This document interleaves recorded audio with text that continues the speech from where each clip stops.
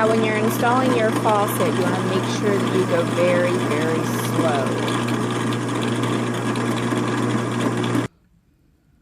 Okay, so make sure before you drill it, you mark the center and you put it right in the center. Alright, so now I've marked a ½ inch away from the center of each one for the handles to go, and I'm going to pre-drill those holes. Alright, so now what you want to do is you want to take your pliers and you want to put them in the hole, pressing down on it, but make sure you're supporting the back so that you don't snap this thin piece of wood here. Once you get it going through, then you can pull it through from the other side. Now I taped this just because it was a cheap dispenser from like a barbecue or something, I can't remember.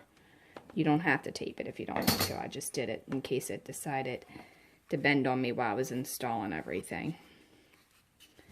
But that's the faucet, and they do turn. Now you have two options. Option one, you can put a little crazy glue on there and leave them like that. Option two, you can just cut the point off and bend it over.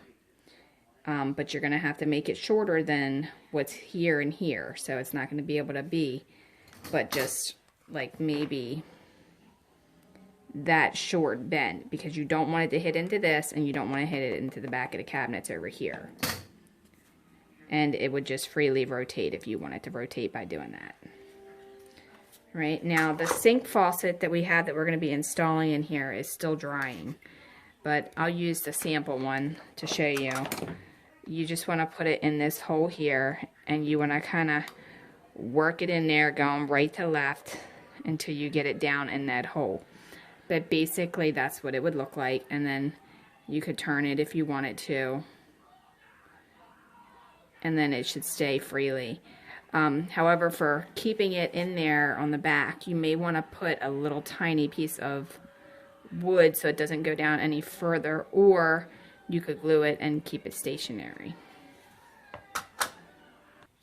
Okay, so if you want to keep it from going down, then you would put two little pieces of wood there, and then you could cut and put a piece of wood right through the stick pins. This is just balsa wood. Put a little bit of glue on it so that it stays in place, and then cut it to fit in this space.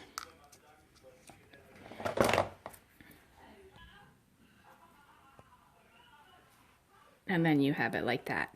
So when you push this all the way in, it'll be just like a stopping block for that, and it won't go down any further. Then you can just cut these off, or you can cut them off and bend them over. Either way, it doesn't matter, it's up to you.